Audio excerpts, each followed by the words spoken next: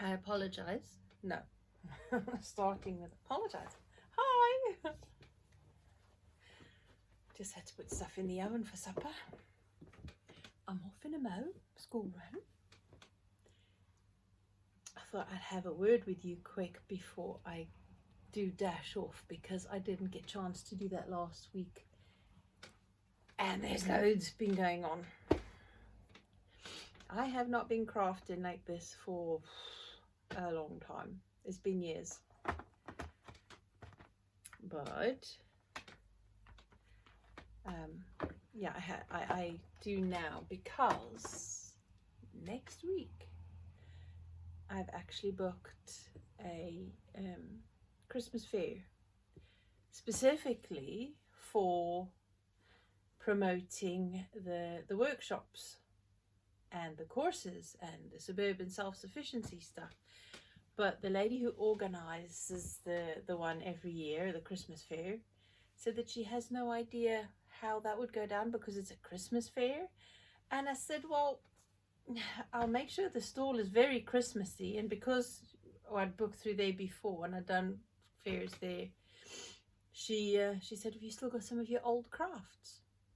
Because that's what we used to sell before, when we were having that 2 Christmases of experimenting with whether it would be a viable business or not.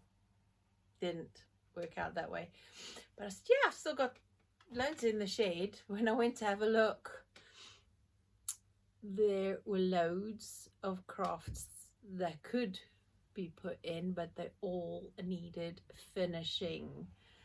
So I spent quite a lot of hours yesterday and the day before pyrographing some of them, because they're natural wood and I do not want to cover up those beautiful wood grains. But I did put enough detail on like that. I'm going to do a little bit more finishing on that before it's ready, and then seal them. And I made some more of the little fairies or angels, whatever you want to call them. To me, I call them fairies, but other people keep calling them angels. Those are not angel wings. They're fairies. They're Christmas fairies, but you know, whatever. And then some wooden, oh, fiddlesticks. Some wooden trees with holly in that on. And our traditional Celtic Father Christmases.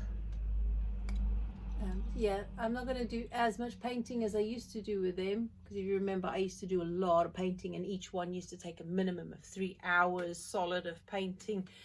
The tiny details, and my eyes are getting worse, so I'm not doing that again. But I will make them beautiful enough to sell, but at a community craft fair level. It's not going to be a proper craft fair. It's a community Christmas fair, so it's not going to be as successful selling as it normally would at a proper craft fair.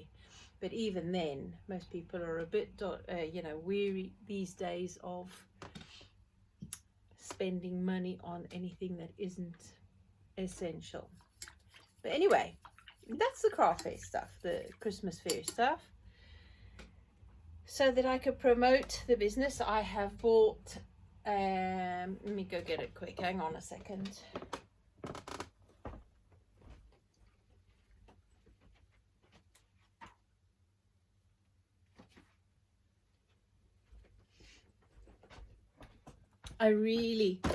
Oh fiddlesticks, I really should have told you about this weeks ago, and I intended to, but I hadn't a chance.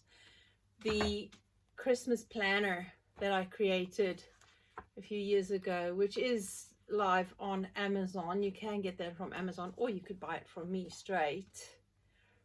Let me know in the comments section, or go to my Instagram or Facebook and send me a private message. And then my other book, Escaping the Doll to Blue Garden Cottage, that one, those two. So I've bought some author copies of those to put up. I've got the workshop visuals, and I'll put my laptop on with some videos for people to see the videos, and the stall will be decorated and I'll have the crafts on. This is a nice copper color, nice metallic copper. Anyway, so yeah, that's what I've been doing there. Other than preparing for the Christmas fair, I've also been starting my Christmas decorations. Yes, I do start my decorating in November because I want it all done and out the way before December, number one, so that I could enjoy it December and make it a slow Christmas season, not rushed and stressed and chaotic and all crazy, because that's not what Christmas is about to me, for me personally. Also, I want to spend more time with the family during December, and I want all of this stuff out the way before then. So that's my main reasons for wanting to start in November, so that come December it's all done. And also because the Christmas season is so short. If you put up your decorations as tradition would have it, only on 12th night, and then it comes down in the 6th of December, I don't do that. I think that's a religious tradition that, you know, I don't. When it comes to Christmas traditions, I don't go by a prescribed tradition. I decide how I want to spend my Christmases. I decide what traditions I introduce into my home and my family. And as they get older, they are not obligated to continue with whatever traditions I start in our home and our family. I encourage my children to create their own traditions. But traditions are very important.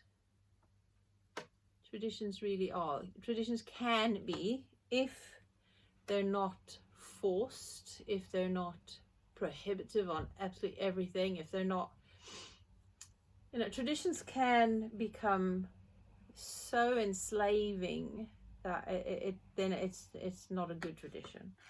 I leave any tradition behind that takes away freedom to choose.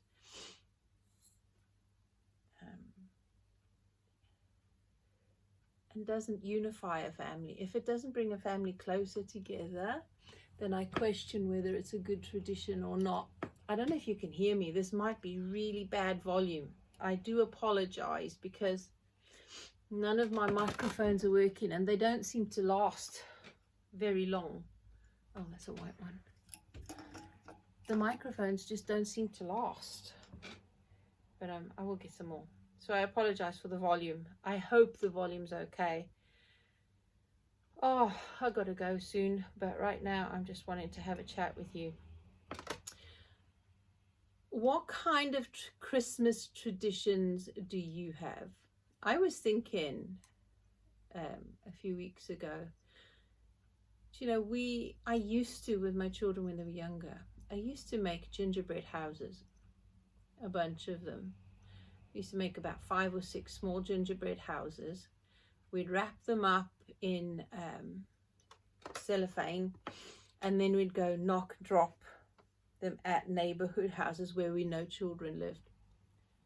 And it was so much fun because nobody would know who dropped them. And of course we didn't tell anybody that we'd done it. But we would knock and drop and leave gingerbread houses at the doors of people's houses where they had children. I used to love doing that. It was so much fun. And it did make a really lovely atmosphere for Christmas. It's that secret Santa thing where you do something good without telling anybody. And only you and your group know that you're doing it. And it just makes a really lovely experience and brings the spirit of Christmas. So I loved that. And I was thinking the other day how it's been so many years since we've done anything of that kind of fun Christmas stuff. We still go to carol services because that's a tradition I like to keep, as I love to go to carol services. I love listening to music at home. I mean, any time of the year when I'm feeling a bit down, I put some Christmas. I'm not ashamed to admit I put Christmas music on even in July if I need to, or if I'm crafting Christmas crafts and I need to get into the spirit of Christmas, to visualize Christmas crafts. Then yeah, I'll listen to Christmas music. But at Christmas time, from November, I've got Christmas music on when I'm doing housework, when I'm cooking, when I'm decorating. And I do little bits and bobs all the way through. The beginning of November, I start moving things around in the house, the furniture, and I start plotting and planning where things are going to go. So in my head, I'm already designing themes and schemes and stuff like that, because I like it. Everybody says, oh, you only decorate like for the children. Really, I couldn't be bothered. Well, I blinking well could, because I do it for me first, because I absolutely love doing it. And if you don't love doing it, you're not going to do it, and you're not going to get the joy out of it. But I connect it with family, with memories, with spreading joy. And I like to do it as my community spirit, as far as my family community goes. Community service to, you know, everybody has a lot going on, especially this year. Blimey, this year is crazy. But yeah, so everybody has stuff going on. Not everybody is going to have a great Christmas. There will be people totally on their own. There will be people completely down and out broke. There will be people in houses or homes where they really wish they weren't, because it's not a happy environment. There will be people starving. That happens every day of the year, all year. So I'm aware that Christmas is not all festive and magical for everybody. I don't want to completely ignore those people. There are things we can do to help. If we can contribute to food banks. Food banks are really stretched. We can contribute to food banks, to hostels, to all sorts of Christmas. Christmas is traditionally, talking about traditions, Christmas is a time when people are naturally more charitable. That is why so many charities do appeal to people from November onwards, because in the approach to Christmas, people naturally feel more charitable. It's a special time of the year, and there's nothing like it. There is nothing like this time of year at Christmas time, when people feel that spirit of Christmas, which is the spirit of love, and for me, the spirit of Christ, that giving, that positive, that abundant desire and feeling, and what we all want. And it's especially in the northern hemisphere, it's especially wonderful because it's at winter time, when the days are so short and the nights so long, and there's so much darkness, and even the daytime is not always bright and sunny. Even today it's cloudy, it's raining, and it's grey, and it could feel miserable. But that's what makes Christmas so wonderful, because it is a fight. It is a mental and a spiritual fight against darkness and depression. And all we could do to bring light and colour and joy into our homes, the decorations bring outside, inside. This you'll see in the next video. I have started to, in my decorations, in the one theme this year, I've brought in stuff from the garden, from nature.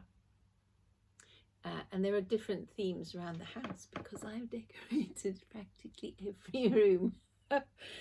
The children love it. My husband, well, he likes it secretly. He did ask when I was going to start decorating, so I think he appreciates it, at least. My friend calls me Mrs. Christmas, because I gotta have Christmas. If I were totally on my own, I would still decorate and celebrate Christmas, because it is such a wonderful amazing time of the year where even non-religious people and general people everywhere, they want to party because it's a natural instinct to fight darkness and gloom. And this year especially, it is important to fight darkness and gloom. You know what I'm talking about. So yeah, I am crafting, I am decorating, and next week, once the fair is out the way, then decorating is finished, fair is finished. I'm only doing one this year, just specifically for marketing purposes. I'll let you know how I get on with that. I'll show you pictures, I might do a video, but I'll let you know how I get on with that. There is news on that garden competition thing we've heard back, so I'll let you know that next time as well. Food storage wise, yeah, we're we're definitely living off a lot of that still, and it's this time of year when it is actually very comforting, because the kind of food you make with a lot of food storage stuff is comfort food.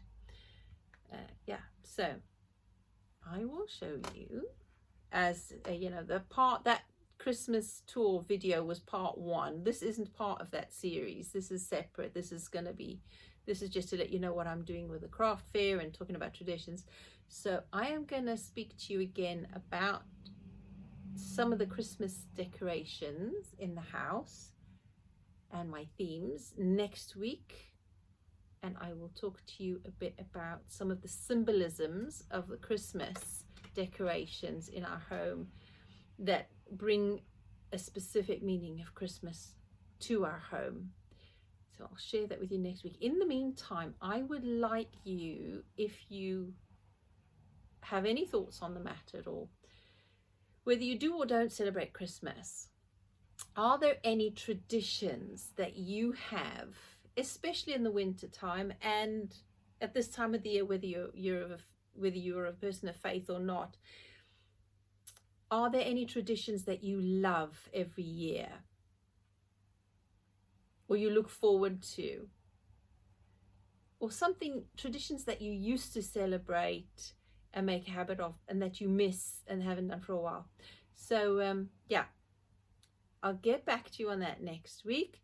Do think of that. Let me know in the comments section. Don't forget to give it a like, subscribe if you haven't already, and if you're watching on a mobile phone or a tablet, if a hype button comes up, please do think about pressing that, because it does help the video, especially when it comes to YouTube putting the videos forward. It's free. You don't have to you don't pay for that. It's just a good boost for the channel. There are some new features on YouTube I'm not even familiar with yet, but I'll have a look at that soon. Anyway, have a wonderful week. Think about your Christmas traditions. Let me know what you're doing now, because we're last week of November into first week of December before I speak to you again. What are your plans? What are your thoughts? What are your feelings about Christmas time? I look forward to hearing from you. Take care, guys. Excuse me. Bye-bye.